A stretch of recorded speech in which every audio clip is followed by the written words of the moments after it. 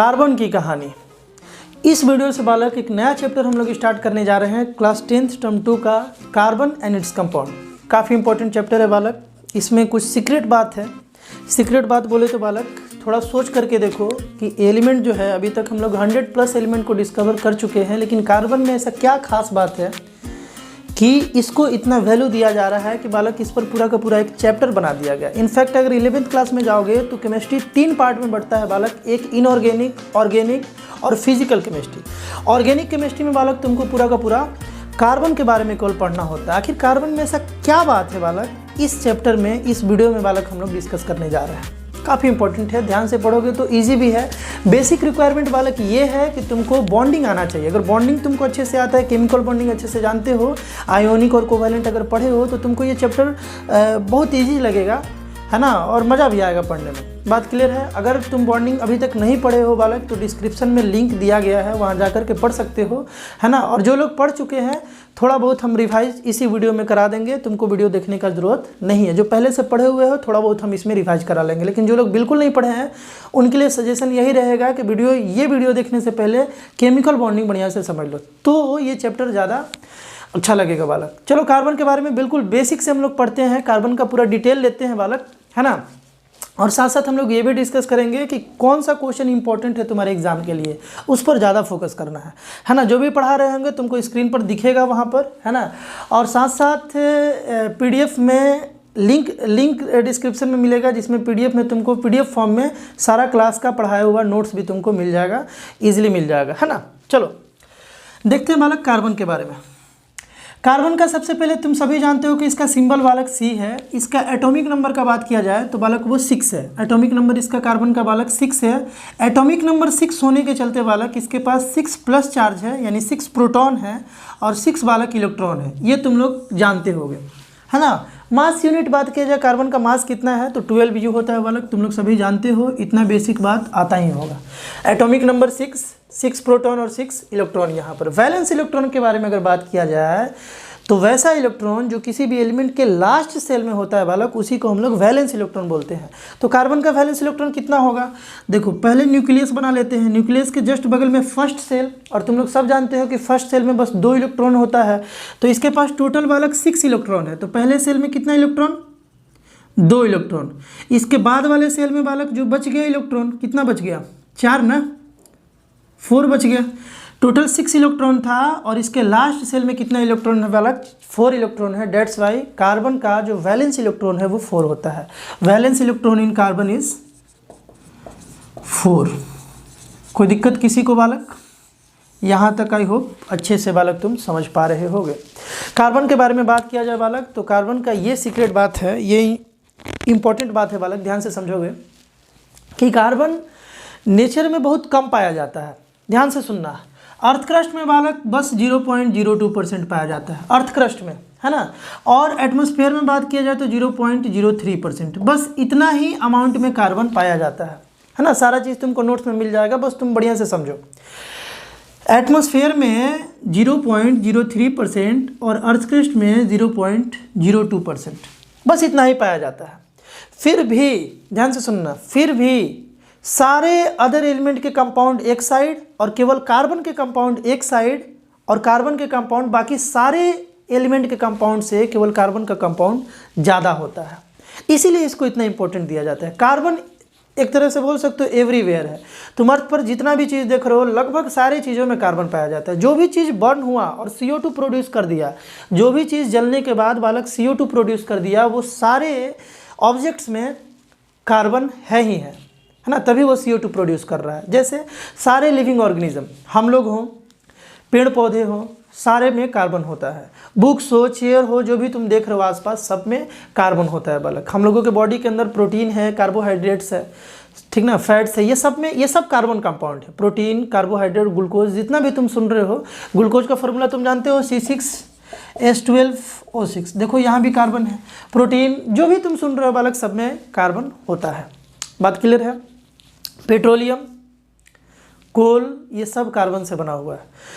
तो I hope तुम carbon का इंपॉर्टेंट समझ गए होगे। इतना कम होते हुए भी नेचर में इतना ही बस होता है ना, बहुत कम होता है। ऑक्सीजन की तरह नहीं कि ऑक्सीजन एटमॉस्फेयर में कितना है 21% है लगभग, और ये कितना है 0.03%। फिर भी ऑक्सीजन का कंपाउंड बहुत कम है और कार्बन का कंपाउंड बहुत ज़्यादा है। इसका भी रीज़न हम लोग इस चैप्टर में पढ़ना है कि क्यों इतना ज़्यादा, इतना कम होते हुए भी इसका कंपाउंड क्यों इतना ज़्यादा पाया जाता है, इस चैप्टर में हम लोग पढ़ेंगे। ध्यान से सुनोगे, थोड़ा सा इसका अकरेंस के बारे में हम लोग डिस्कस कर लिया जाए कि कहाँ कहाँ कैसे कैसे ये अकर करता है, कार्बन कहाँ कहाँ पाया जाता है, कैसे कैसे पाया जाता है। उसके बाद हम लोग थोड़ा सा बॉन्डिंग को रिवाइज करेंगे। देखो बालक, 0.02% अर्थ क्रस्ट में बालक ये कंबाइंड स्टेट में पाया जाता है।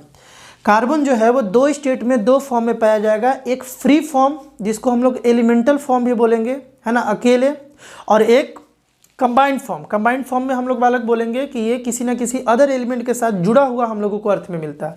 अर्थ क्रस्ट पर अर्थ क्रस्ट के अंदर बालक ये CO3 फॉर्म में, कार्बोनेट के फॉर्म में, या HCO3 के फॉर्म में मिलता है बालक, है ना। Metal carbonate Na2CO3, metal carbonate, metal hydrogen carbonate के फॉर्म में कार्बन हम लोगों को अर्थ क्रस्ट के अंदर मिलता है। CO3 कार्बोनेट और इसको हाइड्रोजन कार्बोनेट, कभी कभी HCO3 को हम लोग बाई कार्बोनेट भी बोलते हैं बालक, तुम लोग जानते होंगे, है ना। तो इस फॉर्म में कार्बन अर्थ क्रस्ट में मिलेगा, लेकिन बड़ा कम मिलेगा, 0.02%। एटमॉस्फेयर में बात किया जाए तो ये 0.03% बालक CO2 के फॉर्म में मिलता है, गैसियस स्टेट में मिलता है। देखो CO2 में C क्या है, कार्बन है बालक। बात क्लियर है ना, यहाँ तक आई हो बात समझ गए होगे। तो ये जो फ्री स्टेट है, देखो कंबाइंड स्टेट तुमको समझ में आ रहा है ना। कंबाइंड स्टेट में ये CO3, HCO3 या किसी अदर एलिमेंट के साथ मिल करके जो रहेगा, तो हम लोग बोलेंगे कि कार्बन यहाँ पर कंबाइंड स्टेट में। फ्री स्टेट में केवल एंड केवल कार्बन रहेगा। तो फ्री स्टेट कैसे होगा बालक, देखो फ्री स्टेट में बेसिकली हम लोगों को पढ़ना है कार्बन के बारे में कि फ्री स्टेट में पूरा डिटेल हम लोग इस सब के बारे में जानेंगे, इसी वीडियो में जानेंगे बालक। फ्री स्टेट में बालक डायमंड के फॉर्म में पाया जाता है। डायमंड में और कुछ नहीं होता है बालक, केवल एंड केवल कार्बन होता है, केवल एंड केवल कार्बन से मिलकर के डायमंड बना होता है। ग्रेफाइट में भी बालक केवल एंड केवल कार्बन ही होता है। और एक होता है बालक बकमिंस्टर फुलरेन, इसको केवल फुलरेन ही बोला जाता है, इसको केवल फुलरेन भी बोल सकते हो तुम, है ना। बात क्लियर है। ये तीनों केवल एंड केवल कार्बन से मिलकर के बना है, मतलब इसमें और कोई एलिमेंट नहीं होता है। इसीलिए बोलते हैं कि कार्बन जो है वो डायमंड के फॉर्म में, फ्री फॉर्म में वो पाया जाता है, फ्री स्टेट में। ग्रेफाइट के भी फॉर्म में फ्री स्टेट में पाया जाता है, फुलरेन के भी फॉर्म में फ्री स्टेट में पाया जाता है। दो और है इसका फ्री स्टेट में डायमंड का रूप, दो और है, NTSC में पूछा जाता है बालक, वो तुमको नोट्स में मिल जाएगा और उसको हम डिस्कस भी कर देंगे। यहाँ तक आई होप बालक तुम समझ गए हो कि डायमंड दो फॉर्म में पाया जा सकता है, दो स्टेट में, एक फ्री फॉर्म में या एक कंबाइंड। फ्री मतलब केवल एंड केवल कार्बन फॉर्म में, और कंबाइंड फॉर्म मतलब कोई और एलिमेंट के साथ मिलजुल के मिलेगा नेचर में। दोनों फॉर्म में हम लोगों को नेचर में ये मिलता है। सॉलिड फॉर्म में भी मिल जाएगा, गैसियस फॉर्म में भी मिल जाएगा, लिक्विड फॉर्म में भी मिल जाएगा। पेट्रोलियम वगैरह लिक्विड फॉर्म हो गया कार्बन का, है ना। CO2 गैसियस फॉर्म हो गया, और सॉलिड हम लोग हो गए, है ना। प्रोटीन, फैट्स, ये सब सॉलिड स्टेट में पाया जाता है बालक। चलो, आई होप कार्बन का इतना डिटेल बालक तुमको क्लियर हुआ होगा। हम लोग थोड़ा सा बालक डिस्कस कर लेते हैं बॉन्ड के बारे में, हल्का सा रिवीजन कर लेते हैं, है ना। रिवीजन करेंगे केवल आयोनिक बॉन्ड और कोवैलेंट बॉन्ड। देखो हम लोगों को दो बॉन्ड पढ़ना है बालक, दो बॉन्ड हम लोग को पढ़ना है। एक बॉन्ड आयोनिक बॉन्ड हम लोग बोलेंगे उसको, और एक बॉन्ड बोलेंगे कोवैलेंट बॉन्ड। होता बालक और भी है, होता और भी है, लेकिन हम लोग दो बॉन्ड के बारे में थोड़ा सा डिस्कस कर लेते हैं, है ना। 11th क्लास में जाओगे तो और भी पढ़ोगे, लेकिन अभी 10th तक इतना अच्छे से जान जाओगे, बहुत है। ध्यान से सुनोगे। आयोनिक बॉन्ड के बारे में तुम जानते होगे बालक कि ये बॉन्ड एक मेटल और एक नॉन मेटल के बीच में बनता है, नॉन मेटल के बीच में बनता है, ठीक ना। और कोवैलेंट बॉन्ड जो है बालक, ये नॉन मेटल और नॉन मेटल के बीच में ही बनता है, ठीक है। यहाँ पर क्या होता है बालक, यहाँ पर आयोनिक बॉन्ड में कंप्लीट ट्रांसफर ऑफ इलेक्ट्रॉन हो जाता है बालक, कंप्लीट ट्रांसफर ऑफ इलेक्ट्रॉन। इसका मतलब क्या हुआ, मतलब कि मेटल क्या करता है बालक, तुम जानते होगे कि मेटल का टेंडेंसी होता है लूज करने का, इलेक्ट्रॉन को ये लूज करेगा, किसी को देगा जिसको नीड है।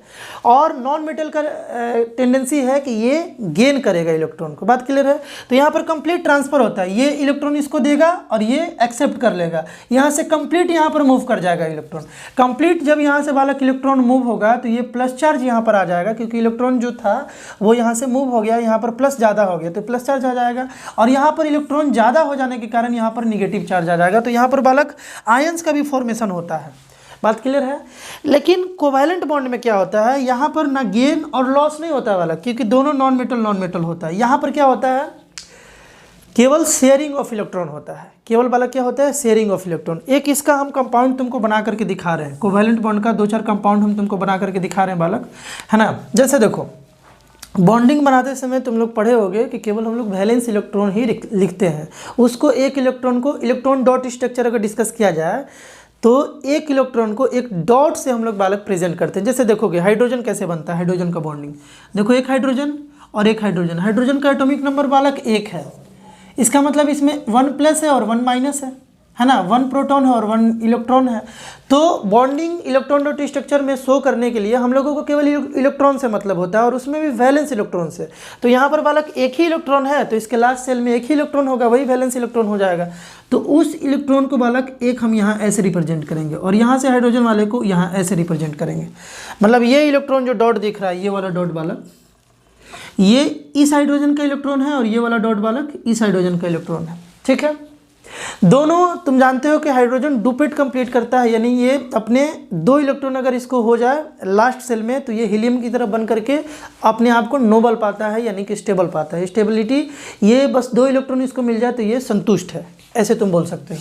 तो क्या करेगा बालक कि ये एक इलेक्ट्रॉन आगे मूव कर देगा और ये भी एक इलेक्ट्रॉन आगे मूव कर देगा। मतलब क्या हुआ कि 2 इलेक्ट्रॉन बीच में आ जाएगा, और बीच में आने के कारण क्या होगा कि अब ये दोनों इलेक्ट्रॉन देखो, ये एक शेयर किया और ये भी एक शेयर किया। अब ये दोनों इलेक्ट्रॉन पर इस हाइड्रोजन का भी हक रहेगा और इस हाइड्रोजन का भी हक रहेगा।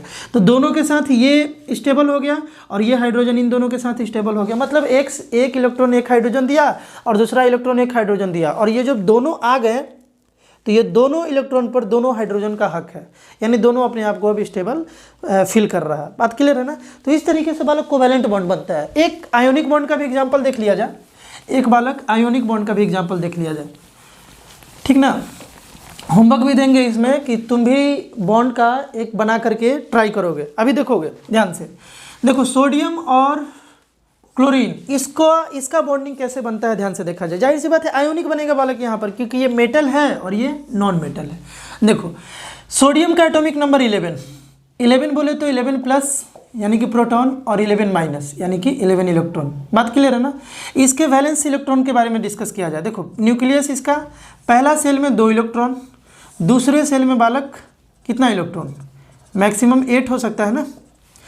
तो देखो 4 और 4 8, 10 हो गया। एक इलेक्ट्रॉन अभी और है, देखो 2 और 8 10 हो गया ना, एक इलेक्ट्रॉन और है। तो इसके लास्ट सेल में बालक एक इलेक्ट्रॉन बस है। 11 एटॉमिक नंबर है सोडियम का, तो इसके लास्ट सेल में बस एक इलेक्ट्रॉन है।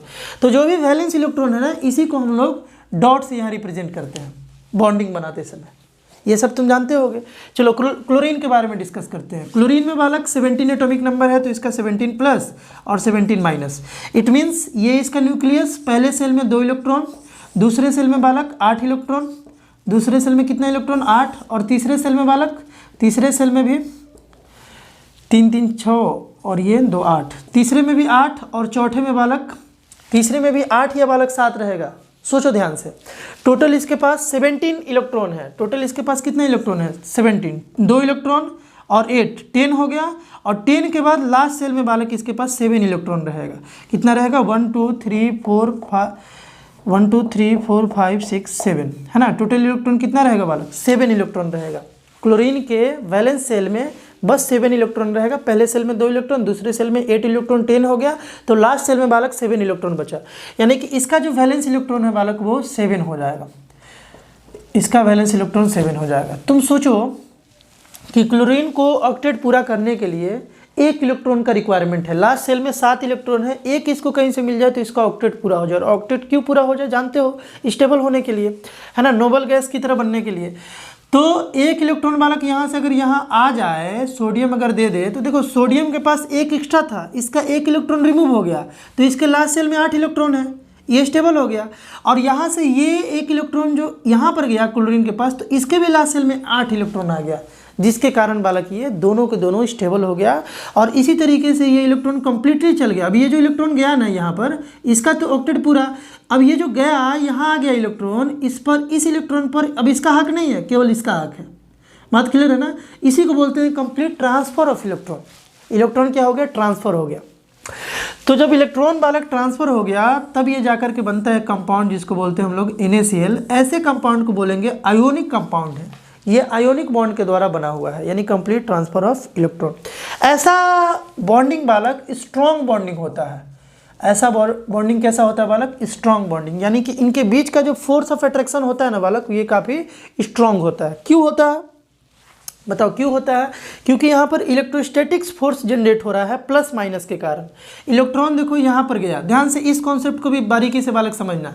17 प्लस था इसके पास और 17 माइनस था। एक इलेक्ट्रॉन जब यहाँ से यहाँ गया तो बालक इसके पास 18 माइनस हो गया। तो बताओ 17 प्लस और 17 माइनस एक दूसरे को न्यूट्रलाइज कर रहा था, कैंसिल कर रहा था, लेकिन एक निगेटिव चार्ज यहाँ आ गया ना, एक निगेटिव चार्ज यहाँ आ गया ना एक्स्ट्रा, है ना। उसी तरीके से देखो यहाँ पर 11 प्लस था, 11 माइनस था, ये एक इलेक्ट्रॉन दे दिया तो अब इसके पास 11 प्लस और 10 ही माइनस है, तो 10-10 एक दूसरे को बैलेंस करेगा तो एक इलेक्ट्रॉन तो हावी हो गया ना, एक इलेक्ट्रॉन प्लस वाला चार्ज हावी हो गया, यानी कि यहाँ पर 1 प्लस चार्ज आ जाएगा और यहाँ पर 1 माइनस चार्ज आएगा। ये प्लस माइनस के कारण यहाँ पर बॉन्डिंग जो बनेगा ना ये स्ट्रॉन्ग बनेगा, इलेक्ट्रोस्टैटिक्स फोर्स ऑफ अट्रैक्शन होगा जिसके कारण यहाँ पर बॉन्डिंग स्ट्रॉन्ग बनेगा। याद रखो आयोनिक बॉन्ड बहुत ही स्ट्रॉन्ग बॉन्ड होता है, जिसके कारण आयोनिक कंपाउंड का जो मेल्टिंग पॉइंट होगा और बॉइलिंग पॉइंट होगा बालक, मेल्टिंग और बॉइलिंग पॉइंट बोले तो ध्यान से सुनना, मेल्टिंग और बॉइलिंग पॉइंट बोले तो जब कोई चीज़, ध्यान से सुनना, जब कोई चीज़ स्ट्रॉन्ग फोर्स से जुड़ा हुआ है तो इसको अगर रिमूव करना है तो हाई एनर्जी चाहिए, तब नहीं ये रिमूव होगा। तो इसलिए इसका जो हीट एनर्जी जो इसको चाहिए मेल्ट करने के लिए या बॉयल करने के लिए वो ज़्यादा चाहिए आयोनिक बॉन्ड में। कोवैलेंट बॉन्ड वीक होता है। अभी हम लोग हाइड्रोजन का बनाए थे ना, हाइड्रोजन का बनाए थे बालक, ऐसे और ऐसे, ये कोवैलेंट बॉन्ड, क्योंकि यहाँ पर जो 2 इलेक्ट्रॉन है यहाँ पर कोई चार्ज डेवलप नहीं होगा।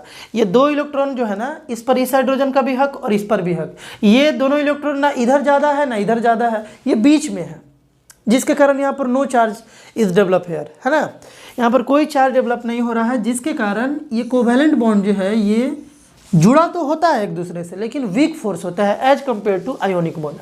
आयोनिक बॉन्ड के कंपेयर में यहाँ पर वीक फोर्स ऑफ अट्रैक्शन होता है, जिसके कारण ध्यान से सुनना, इसका मेल्टिंग पॉइंट, इसका बालक मेल्टिंग पॉइंट है ना और बॉइलिंग पॉइंट, ये आएगा तुम्हारे एग्जाम में भी कोवैलेंट बॉन्ड का, है ना। मेल्टिंग और बॉइलिंग पॉइंट जो होगा बालक ये क्या होगा? कमज़ोर होगा। कोवैलेंट बॉन्ड का वीक होगा और आयोनिक बॉन्ड का स्ट्रॉन्ग होगा। इस तरीके से हम लोग बनाते हैं। थोड़ा सा और हम लोग कोवैलेंट बॉन्ड से हम लोग को ज़्यादा मतलब है, क्योंकि कार्बन जो है हमेशा कोवैलेंट बॉन्ड बनाता है। कैसे बनाता है ये भी देखेंगे, है ना। थोड़ा सा और हम लोग कोवैलेंट बॉन्ड बालक बना लेते हैं, देखते हैं और भी कोवैलेंट बॉन्ड क्या क्या हो सकता है। जैसे देखो क्लोरीन, देखो Cl2 तुम देखे होगे, Cl2 लिखा जाता है, तो कैसे लिखा जाता है देखा जाए। देखो क्लोरीन में भी देखे थे 7 वैलेंस इलेक्ट्रॉन है, लास्ट सेल में 7 है, लिख लेते हैं। देखो 1 2 3 4 5 6 और 1 7। यहाँ भी क्लोरीन में बालक देखोगे ऐसे है, ठीक है। देखो क्या होगा, इसको भी 8 इलेक्ट्रॉन चाहिए, इसको भी 8 इलेक्ट्रॉन चाहिए। ये 1 इलेक्ट्रॉन अपना आगे करेगा यहाँ, और ये 1 इलेक्ट्रॉन वाला अपना आगे करेगा यहाँ। बात क्लियर है। अब ये जो 2 इलेक्ट्रॉन है ना, ध्यान से सुनना, ये जो 2 इलेक्ट्रॉन है, ये दोनों इलेक्ट्रॉन पर इस क्लोरीन का भी हक रहेगा और इस क्लोरीन का भी हक रहेगा। ऐसे को बोलते हैं शेयरिंग ऑफ इलेक्ट्रॉन। शेयर किया कि लो, तो 1 इलेक्ट्रॉन हम आगे करते हैं और 1 इलेक्ट्रॉन तुम आगे करो, है ना। अब ये दोनों इलेक्ट्रॉन को हम भी यूज करेंगे, तुम भी यूज करोगे, ऐसे को बोलते हैं हम लोग शेयरिंग ऑफ इलेक्ट्रॉन। तो यहाँ जो बन रहा है बालक, ये इसी को बोलते हैं कोवैलेंट बॉन्ड। इसी तरीके से बनता है किसमें बनेगा? क्लोरीन में, Cl2 में। O2 में भी बालक तुम बना सकते हो। देखो O यानी कि एटॉमिक नंबर 8 है इसका। एटॉमिक नंबर 8 होने के कारण पहले में 2 और दूसरे में 6, तो वैलेंस इलेक्ट्रॉन 6 हो गया। इसका 6 बनाते हैं, देखो 2 2 4 और 2 6। यहाँ पर ऑक्सीजन का 2 2 4 और 2 6। अब देखो यहाँ पर ना 2 इलेक्ट्रॉन शेयर करेगा, ये भी 2 इलेक्ट्रॉन शो करेगा और ये भी 2 इलेक्ट्रॉन शेयर करेगा बालक, 2 इलेक्ट्रॉन शेयर करने के कारण थोड़ा सा आगे आ जाएगा 2 इलेक्ट्रॉन, और यहाँ भी 2 इलेक्ट्रॉन थोड़ा सा आगे आ जाएगा। अब ये जो 4 इलेक्ट्रॉन है ना, शेयर्ड पेयर्ड 4 इलेक्ट्रॉन, ये 4 इलेक्ट्रॉन पर इसका भी हक और इसका भी हक। देखो दोनों का कॉन्ट्रीब्यूशन 2-2 है, इसका कंट्रीब्यूशन 2, इसका भी कंट्रीब्यूशन 2, लेकिन जो 2-2 कंट्रीब्यूट करके 4 बना, ये चारों पर दोनों का इक्वल हक रहेगा, है ना। तो ये भी अपने आप को स्टेबल फील करेगा और ये भी अपने आप को स्टेबल फील करेगा। इस तरीके से O2 बन जाता है। जब भी तुम देखोगे O2 रहेगा। ऐसे बनने वाले बॉन्डिंग को बालक हम लोग कोवैलेंट बॉन्ड बोलते हैं। बात क्लियर है ना यहाँ तक। कोवैलेंट बॉन्ड का कुछ प्रॉपर्टी जान लिया जाए बालक, इंपॉर्टेंट है तुम्हारे लिए। कोवैलेंट बॉन्ड जो है इसका मेल्टिंग और बॉइलिंग पॉइंट बालक लो होगा।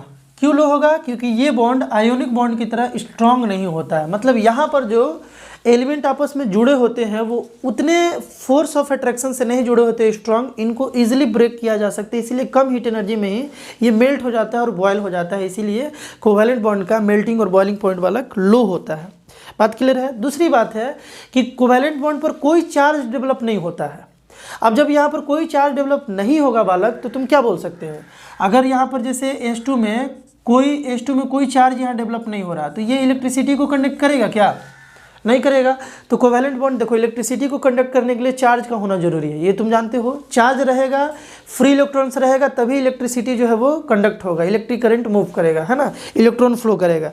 बात क्लियर है? तो यहाँ पर तो वैसा कुछ है ही नहीं, चार्ज तो है नहीं, तो ये इलेक्ट्रिक करंट को जनरेट नहीं करता है, कंडक्ट नहीं करता है। ये bad conductor of electric current होगा। जनरेट बोलना गलत होगा बालक, कंडक्शन बोलेंगे हम लोग, है ना। तुमको नोट्स में ये सारा चीज़ बालक दिख रहा होगा, है ना, कोई दिक्कत?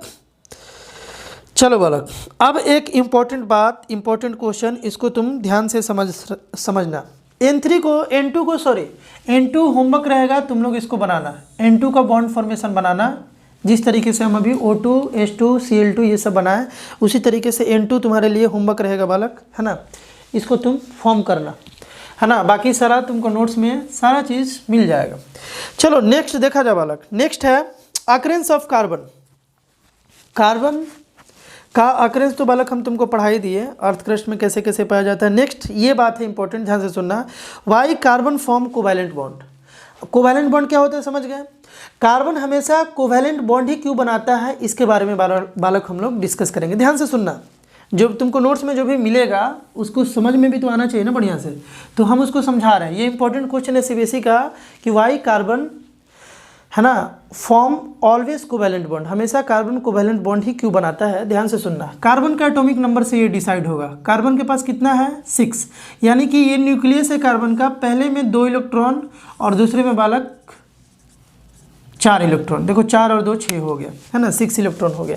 अब ये जो 4 इलेक्ट्रॉन है, ध्यान से सुनना, 4 इलेक्ट्रॉन अगर ये कार्बन रिमूव करना चाहे तभी इसका लास्ट सेल में डुपेट बचेगा। मान लो कि ये जो 1 2 3 4 है, ये चारों इलेक्ट्रॉन अगर ये यहाँ से हटा दे, किसी को दे दे, तो ये तो सेल ही हट जाएगा ना। 4 इलेक्ट्रॉन था तो ये सेल था, ये हट जाएगा, तो इसके लास्ट सेल में 2, तो ये अपने आप को स्टेबल फील करेगा।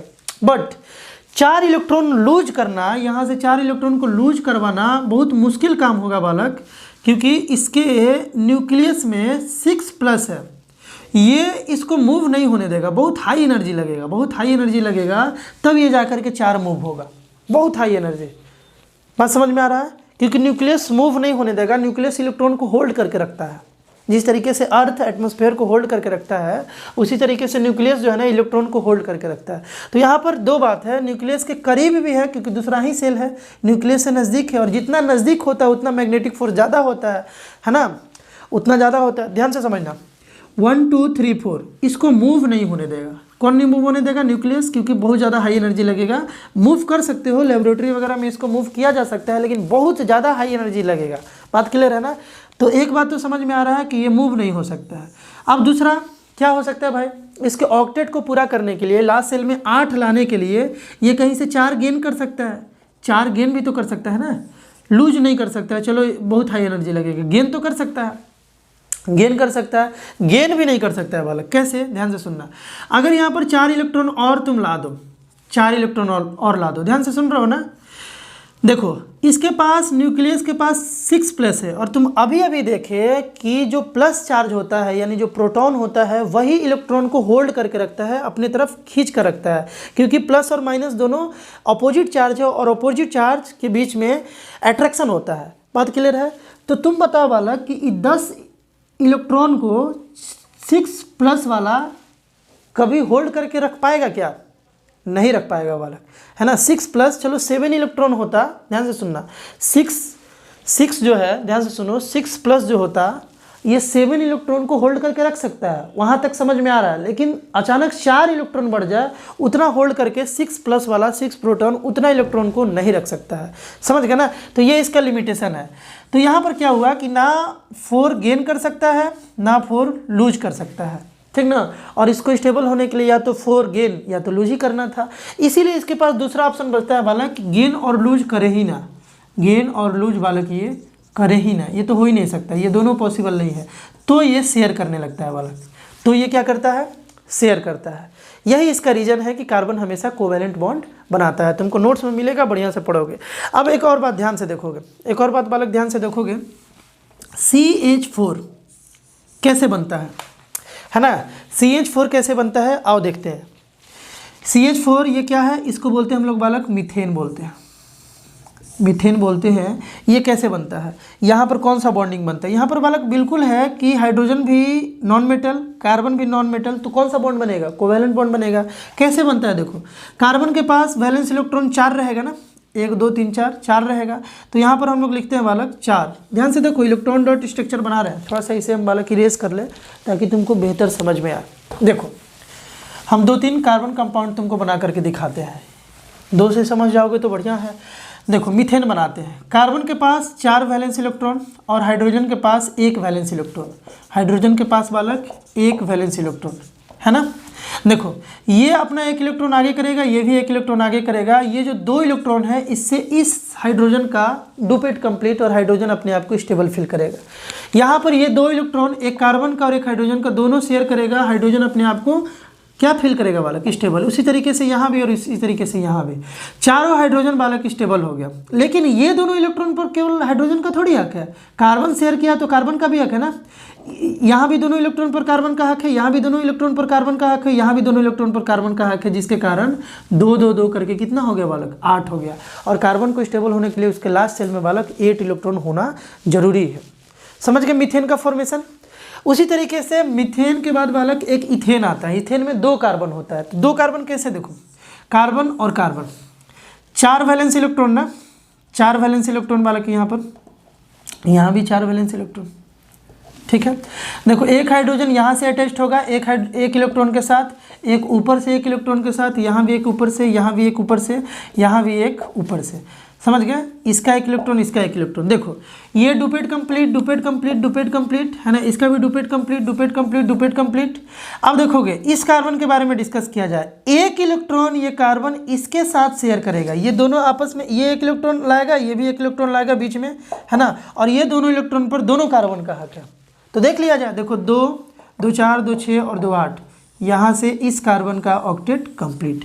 इसके बारे में बात किया जाए, देखो 2 2 और 2, अब यहाँ पर ये कार्बन 1 इलेक्ट्रॉन शेयर किया इसके साथ, तो जो दोनों इलेक्ट्रॉन है उस पर कार्बन का भी हक है और हाइड्रोजन का भी हक है ना। तो ये जाकर के ऐसे इसका भी ऑक्टेट कंप्लीट। इस तरीके से जो इलेक्ट्रॉन डॉट स्ट्रक्चर बनता है, ये बनता है बालक इथेन, और इथेन में होता है बालक C2H6, टोटल हाइड्रोजन 6 और कार्बन जो है बालक ये 2, यानी कि C2H6, इसको इथेन बोलेंगे। किसको क्या बोलेंगे वो सारा हम लोग बालक पढ़ रहे होंगे। अभी बेसिकली हम लोग बस इतना समझा जाए कि कोवैलेंट बॉन्ड किसको बोलते हैं और कार्बन क्यों कोवैलेंट बॉन्ड बनाता है, समझ गए ना। कार्बन यहाँ भी इलेक्ट्रॉन का शेयर कर रहा है, यहाँ भी शेयर कर रहा है, केवल कार्बन जो है इलेक्ट्रॉन का शेयरिंग ही करेगा, गेन और लूज नहीं करेगा। बात यहाँ तक अच्छे से समझ में आया बालक? तो बालक आई होप यहाँ तक तुमको अच्छे से समझ में आया होगा। अगर कहीं समझने में बालक दिक्कत हो रहा है तो तुम जरूर कमेंट करोगे, अगले वीडियो पार्ट में उसको हम कोशिश करेंगे कि तुम्हारा कॉन्सेप्ट क्लियर किया जाए। मिलते हैं हम लोग नेक्स्ट वीडियो में बालक। नेक्स्ट वीडियो में हम लोग डिस्कस करेंगे, थोड़ा और डिटेल जानेंगे फ्री स्टेट ऑफ कार्बन यानी डायमंड ग्रेफाइट बकनिस्टर फुलरेन जो है, इसके बारे में हम लोग अच्छे से और डिटेल जानेंगे कि क्या क्या वहाँ से क्वेश्चन आ सकता है ना। उसके बारे में हम लोग पढ़ेंगे और कार्बन चैप्टर को और आगे हम लोग लेकर के चलेंगे। मिलते हैं हम लोग नेक्स्ट वीडियो में बालक, बाय।